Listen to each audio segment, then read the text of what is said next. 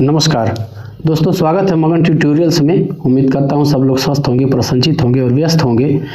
और शुभकामना सबसे पहले आप लोग जिस परीक्षा की तैयारी कर रहे हैं इस यूपी टेट की, इसमें आप लोग को अच्छे नंबरों से सफलता मिले।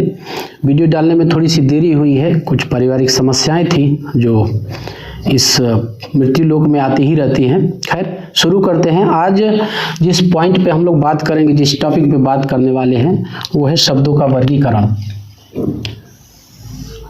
ये यूपी टेट परीक्षा की दृष्टि से काफ़ी महत्वपूर्ण पॉइंट है और इसकी जानकारी हम लोग को करनी चाहिए और होनी चाहिए। तो चलिए शुरू करते हैं और देखते हैं कि किन किन आधारों पे शब्दों का वर्गीकरण किया जाता है। शब्दों का वर्गीकरण जो है वो 4 आधारों पे किया जाता है और उन चारों आधारों के यहाँ पे मैं एक एक करके लिखूंगा और उस पर हम लोग एक एक करके बात करेंगे। तो वो 4 आधार हैं। पहले आधार पे जो शब्दों का वर्गीकरण किया जाता है वो है अर्थ के आधार पे।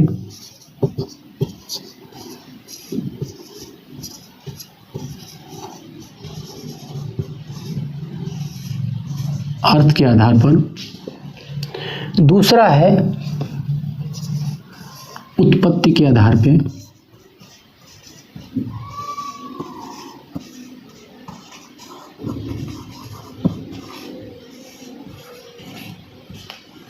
तीसरा है रचना के आधार पे।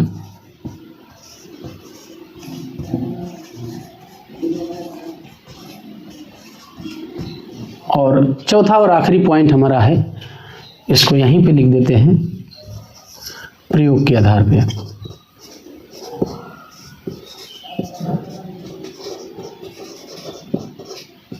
प्रयोग के आधार पे। तो इन चारों बिंदुओं पे हम लोग बारी बारी से बात करेंगे। और प्रयोग के आधार पे इसको मैंने यहाँ पे इसलिए लिख दिया है कि इस पे बहुत ज़्यादा हम लोग को अंदर तक नहीं जाना है, सबसे लास्ट में इस पे हम लोग बातचीत करेंगे। तो जो पहला हमारा है आधार शब्दों के वर्गीकरण का, वो है अर्थ के आधार पे। तो इसके बारे में हम लोग बातचीत करते हैं और इसको समझते हैं कि अर्थ के आधार पे शब्दों का वर्गीकरण कितने प्रकार से किया जाता है। तो अर्थ के आधार पे 2 प्रकार के शब्द होते हैं। पहला होता है, जैसा कि आप लोग जानते हैं, इसको पढ़ चुके हैं, सार्थक शब्द, और दूसरा होता है निरर्थक शब्द। इसके उप आधार कह लीजिए, उपविभाजन, उपभाग, कुछ भी कह लीजिए आप लोग। तो इसमें पहला जो होता है सार्थक शब्द और दूसरा जो होता है निरर्थक शब्द।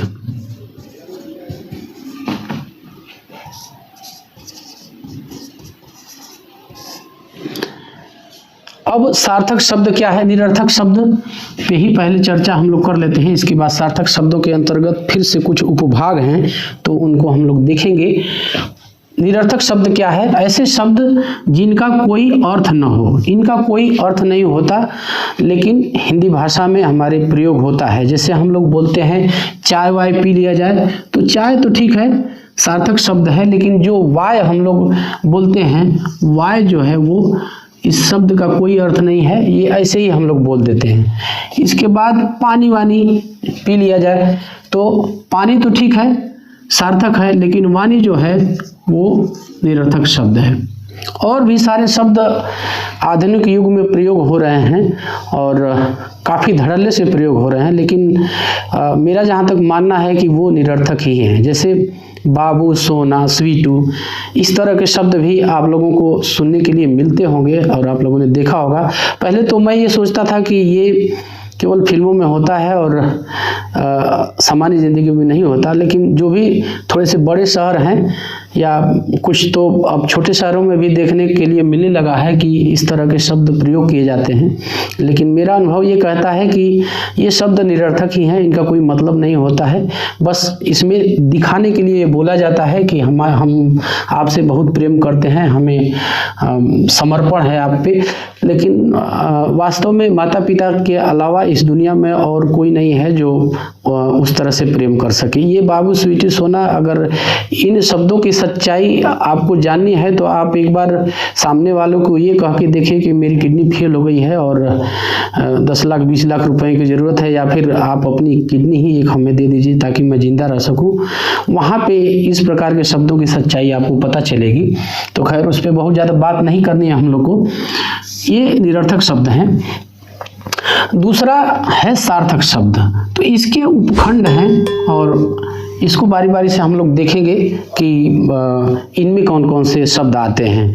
तो सार्थक का मतलब ऐसे शब्द जिनके कुछ अर्थ हों, इस प्रकार के शब्द जो होते हैं वो सार्थक शब्द कहलाते हैं। अब इनके उपखंड है, जैसे एक है एकार्थी। एकार्थी शब्द, अनेकार्थी शब्द,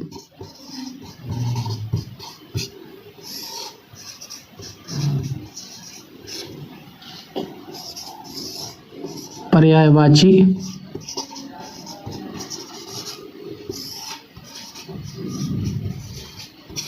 और चौथा और आखिरी है विलोम शब्द।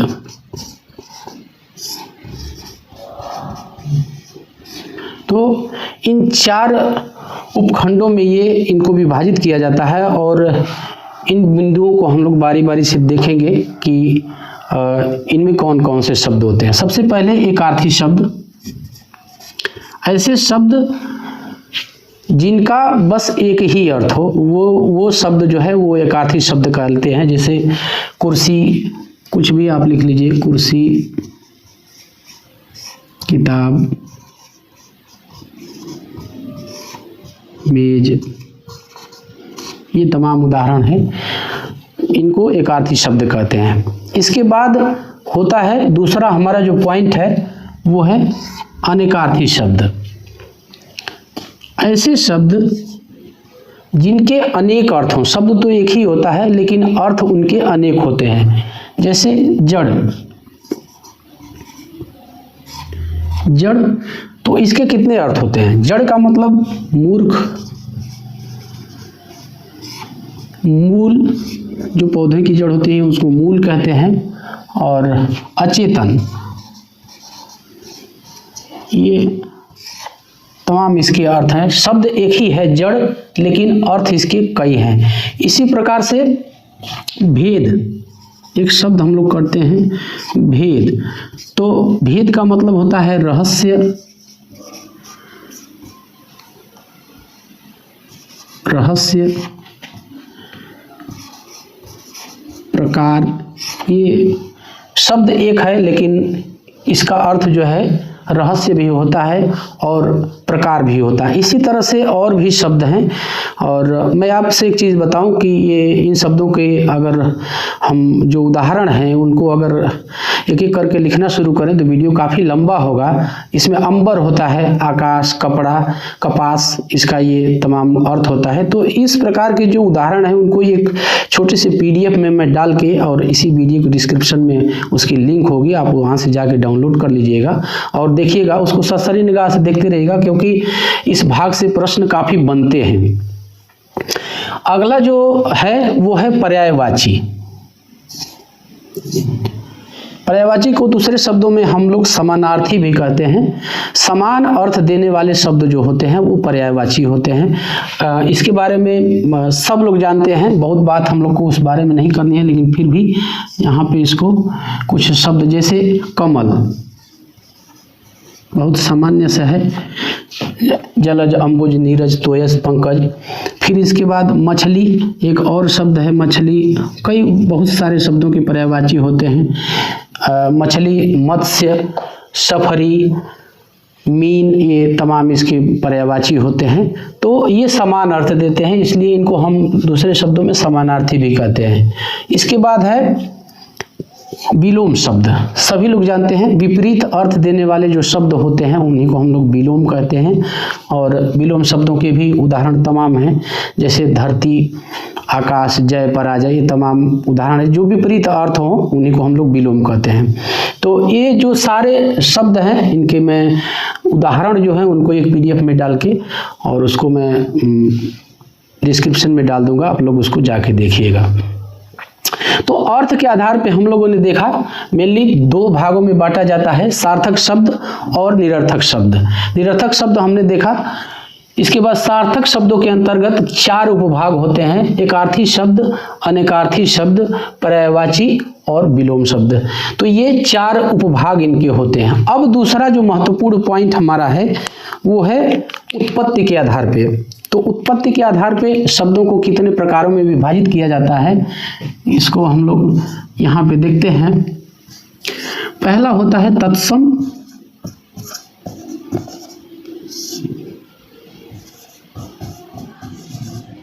तत्सम शब्द। दूसरा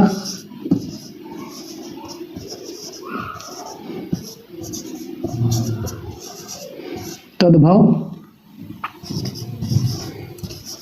देशज,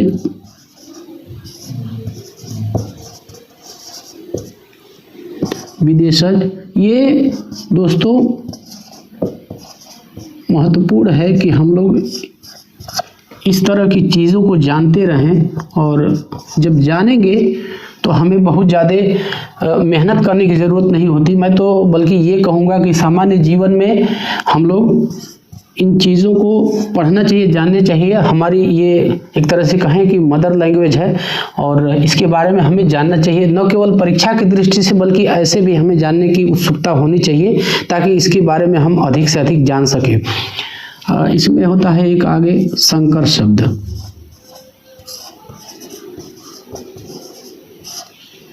तो ये उत्पत्ति के आधार पे शब्दों को इन 5 उप प्रकारों में विभाजित किया जाता है। तो इनको भी बारी बारी से हम लोग जल्दी जल्दी देख लेते हैं। तत्सम शब्द, ये तत्सम और तद्भव के बारे में मैं एक वीडियो भी बना चुका हूँ, बहुत काफ़ी डिटेल्ड वीडियो है, और काफ़ी सारे तथ्यों को मैंने वहाँ पे इस वीडियो में शामिल किया है। डिस्क्रिप्शन में लिंक दे दूंगा, आप लोग ज़रूर जाके देखिएगा इसको, और निश्चित रूप से मैं कहूँगा महत्वपूर्ण वीडियो है, इसको आप लोग देखिएगा। तत्सम मतलब उसके बराबर, उसके समान, किसके? संस्कृत के समान। तो जो शब्द संस्कृत भाषा से बिल्कुल एज इट इज जिस प्रकार से हैं उसी प्रकार से हम लोग प्रयोग करने लगे हैं, वो होते हैं तत्सम शब्द। तद्भव, तद्भव का मतलब होता है उससे उत्पन्न। काफ़ी छोटी सी चर्चा मैं कर रहा हूँ। उससे उत्पन्न, किससे उत्पन्न? संस्कृत से उत्पन्न। यानी शब्द तो संस्कृत के हैं लेकिन कुछ परिवर्तन के साथ वो हिंदी में प्रयोग किए जाते हैं, तो वो होते हैं तद्भव शब्द। अब तत्सम के कुछ उदाहरण जैसे रात्रि, हस्त, प्रकाश, ग्राम। तद्भव शब्द अब रात्रि का रात हो जाता है, प्रकाश, ये ग्राम है तो क्या कहते हैं इसको? गांव कहते हैं। प्रहर है तो पहर बोलते हैं। ये तमाम शब्द हैं जो परिवर्तित रूप में होते हैं, इनका प्रयोग परिवर्तित रूप में होता है, तो वो शब्द जो होते हैं वो तद्भव होते हैं। तीसरा महत्वपूर्ण पॉइंट इसमें है देशज शब्द। दोस्तों इस बिंदु से प्रश्न पूछ चुका है, काफ़ी बार प्रश्न पूछ चुका है, टेट के अंतर्गत भी देखा है मैंने, और बीएड, बैंक, रेलवे, ये तमाम इसमें पूछा है इस पे आधारित प्रश्न। तो इसको ज़रा सा समझते हैं कि देशज शब्द किसे कहेंगे। तो ऐसे शब्द जो अपने ही देश की विभिन्न भाषाओं से हिंदी भाषा में आ गए हैं, उन्हीं को हम लोग देशज शब्द कहते हैं। लेकिन जो प्रश्न पूछा था, अब किस भाषा से आया है ये समझना मुश्किल है, किस बोली से या क्या कौन सी उपभाषा से आया है ये समझना मुश्किल है। इसीलिए जो प्रश्न पूछा था, तो इन शब्दों के बारे में ये कहेंगे कि इनकी उत्पत्ति के बारे में कुछ भी निश्चित रूप से नहीं कहा जा सकता कि ये कहाँ से आए हैं, अनिश्चित है इनकी उत्पत्ति। ऐसे शब्द को देशज शब्दों में डाल दिया गया है, तो अपने देश के ही, लेकिन किस भाषा से हैं, कहाँ से हैं, इनके बारे में कुछ भी निश्चित नहीं है। तो इस तरह का एक प्रश्न आया हुआ था, मैं देखा था कि देशज शब्द किन्हें कहेंगे। तो ऐसे शब्द जिनकी उत्पत्ति के बारे में कुछ निश्चित रूप से हम नहीं बता सकते, वही शब्द देशज शब्द कहलाते हैं। तो अगर इस तरह के प्रश्न पूछते हैं तो इन सारी बातों को आपको ध्यान में रखना होगा कि देशज शब्द उनको कहेंगे जिनकी उत्पत्ति के बारे में कुछ निश्चित नहीं है, निश्चित रूप से कोई हम विचार नहीं दे सकते कि ये इस भाषा से आए हैं और यहाँ से आए हैं, तो उन्हीं को हम देशज शब्द कहते हैं। अब जैसे देशज शब्दों के कुछ उदाहरण देख लेते हैं यहाँ पे, जैसे जूता, डिब्बा, ये उदाहरण है देशज शब्दों के। और भी शब्द हैं, आपको पीडीएफ में मैं डाल के दे दूंगा और वहाँ पे आप लोग किताब, ये इस तरह के शब्द जो हैं वो देशज शब्दों के अंतर्गत आते हैं। जानवर, ये भी शब्द देशज के अंतर्गत आता है।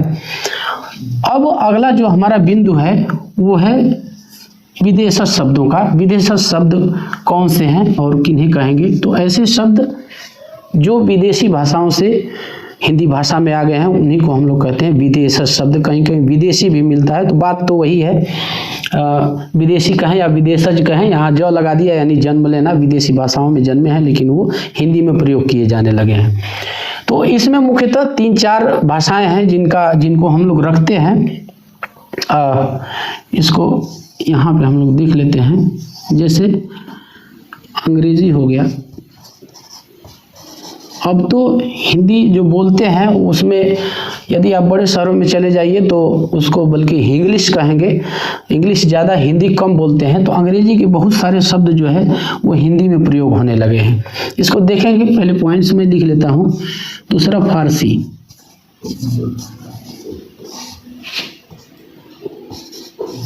अरबी,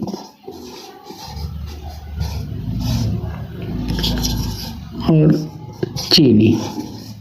तो ये 3-4 विदेशी भाषाएं हैं जिनके शब्द जो है हिंदी भाषा में अब बहुतायत से प्रयोग होते हैं। तो अब देखते हैं सबसे पहले हम अंग्रेजी। तो आप सभी जानते हैं, हम लोग सभी जानते हैं, स्कूल, कॉलेज, डॉक्टर, ये बहुत सारे उदाहरण है। प्लेटफार्म, बहुत सारे पीडीएफ में आपको मिल जाएंगे, आप उसको देखिएगा। तो ये शब्द अंग्रेजी के हैं लेकिन अब हिंदी भाषा में धड़ल्ले से प्रयोग होने लगे हैं। इसके बाद है फारसी। तमाम, हम सभी जानते हैं कि तमाम आक्रांता भारत में आए और यहाँ पे हमारी संस्कृति से वो प्रभावित हुए और यहाँ पे अपनी संस्कृति की भी कुछ छाप छोड़ी उन लोगों ने। फलस्वरूप ये उनकी भाषा के शब्द भी यहाँ से आदान प्रदान हुआ और हिंदी में प्रयोग होने लगे फारसी के शब्द। तो अब इसमें देखिए, फारसी में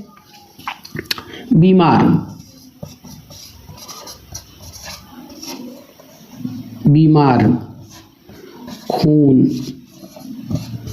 सब्जी, अखबार, ये तमाम ऐसे शब्द हैं जो फारसी भाषा से हिंदी भाषा में आए हैं। अगला जो है तीसरे नंबर पे अरबी।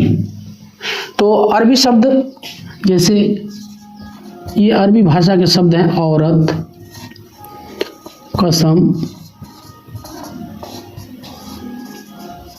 इनाम, ये तमाम शब्द हैं जो अरबी भाषा के हैं और यहाँ पे हिंदी भाषा में हम लोग उनका प्रयोग करते हैं। आखिरी पॉइंट है इसमें चीनी। तो चीनी, ये चीनी हो गया, चाय हो गया, ये चीनी शब्द हैं जो हम लोग हिंदी भाषा में प्रयोग करते हैं। इसमें एक प्रकार का और भी शब्द है दोस्तों, जैसे, अच्छा, फिर इसके बाद एक प्रकार का और शब्द है जिसको हम लोग कहते हैं संकर शब्द। तो ये किस प्रकार के शब्द होते हैं, यहाँ पे लिख के इसके 1-2 उदाहरण मैं आपको बता देता हूँ। 5वां,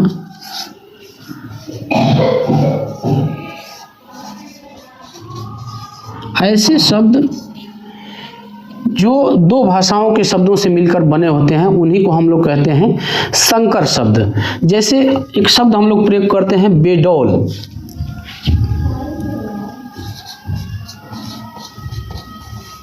अब इस बेडौल में बे जो है वो फारसी शब्द है और डौल जो है वो हिंदी शब्द है। इसी प्रकार से और भी संकर शब्दों के उदाहरण, जैसे सिनेमा घर। तो सिनेमा हमारा इंग्लिश का शब्द है और घर जो है वो हिंदी का शब्द है। तो इस प्रकार से हम लोगों ने देखा कि उत्पत्ति के आधार पे शब्दों को 5 उप प्रकारों में विभाजित किया हमने। तत्सम, तद्भव, देशज, विदेशज और संकर शब्द।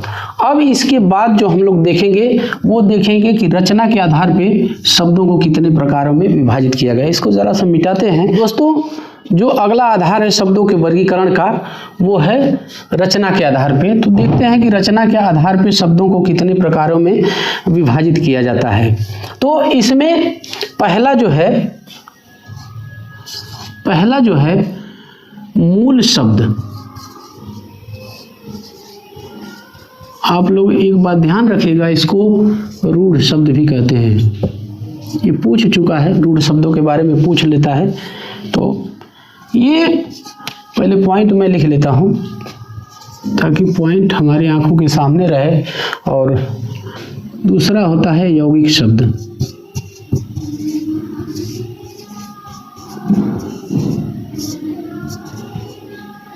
तीसरा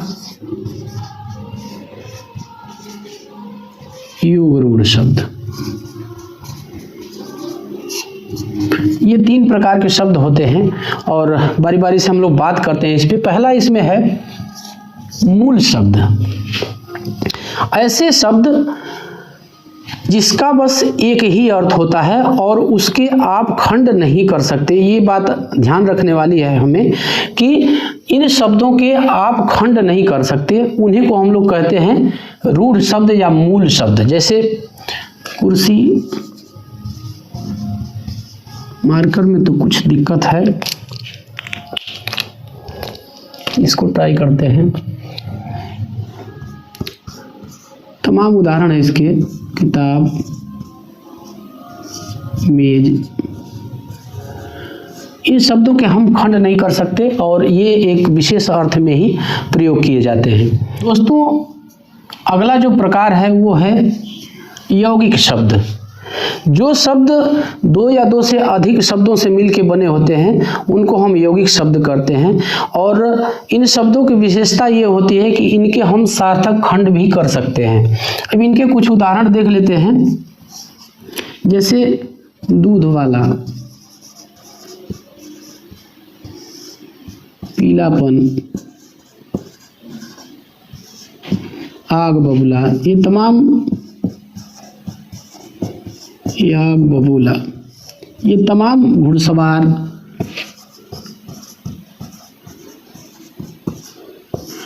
ये तमाम शब्द हैं जो यौगिक शब्द कहलाते हैं। यहाँ पे इस बिंदु पे एक चीज़ और भी जानने वाली है कि जब हम लोग शब्द रचना करेंगे, जब शब्द रचना के बारे में पढ़ेंगे तो शब्द रचना में यही शब्द प्रयोग होते हैं। यौगिक शब्दों से ही हम लोग जो शब्द रचना करते हैं वो उसमें यौगिक शब्दों का ही प्रयोग होता है।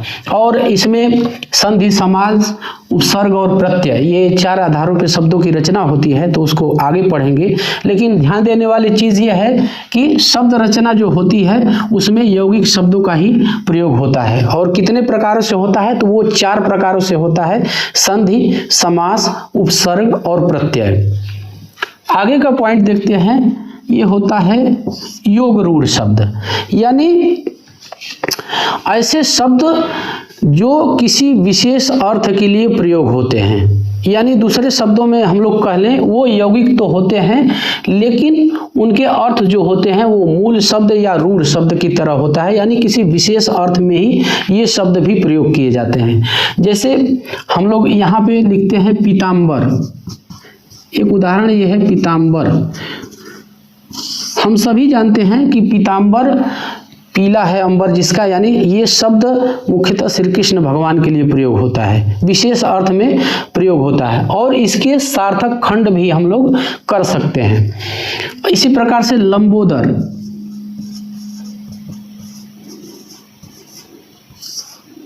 ये गणेश जी के लिए प्रयोग होता है। नीलकंठ शंकर जी के लिए प्रयोग होता है। यानी एक चीज यहाँ पे इसको मैं अंडरलाइन कर रहा हूँ, बहुब्रीहि समास के जितने भी उदाहरण होते हैं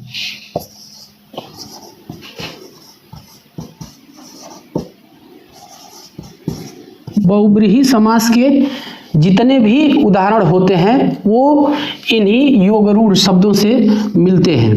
तो ये ध्यान रखने वाली चीज है, जब हम समास पढ़ेंगे तो वहां पे भी हम लोग चर्चा करेंगे कि बहुब्रीहि समास के जो उदाहरण मिलेंगे, जो शब्द मिलेंगे, वो योगरूढ़ शब्द होते हैं।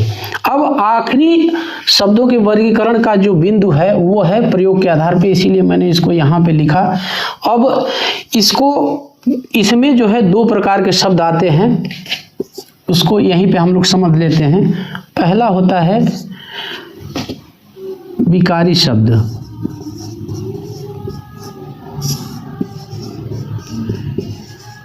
विकारी शब्द, और दूसरा होता है, थोड़ी जगह छोड़ के लिखता हूं मैं,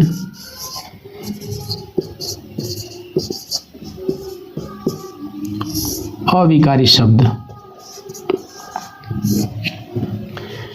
विकारी शब्द वे शब्द होते हैं जो परिवर्तन के साथ प्रयोग किए जाते हैं, जिसमें लिंग, वचन, काल, विभक्ति या वाच्य के अनुसार विकार उत्पन्न हो जाते हैं, यानी उनमें परिवर्तन आ जाता है, उनको हम लोग कहते हैं विकारी शब्द। इसमें 4 प्रकार के शब्द होते हैं और इनको हम लोग अलग से भी पढ़ेंगे, लेकिन छोटे छोटे बिंदु के रूप में यहाँ पे मैं लिख देता हूँ ताकि हमें याद रहे।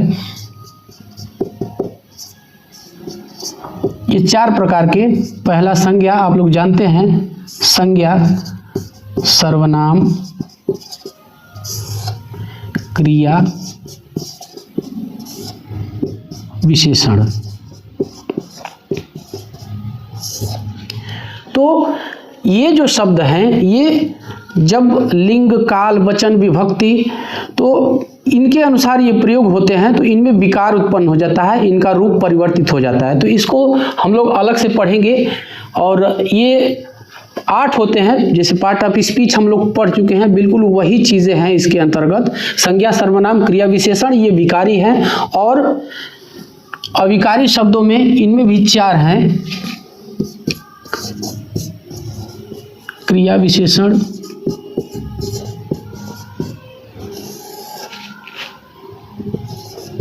संबंध सूचक,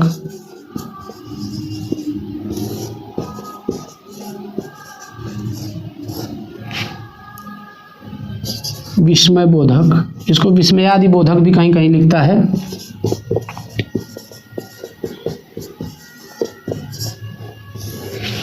और चौथा है विस्मय बोधक, और चौथा है ये क्या कहते हैं उसको, समुच्चय बोधक। ये 4 प्रकार के समुच्चय,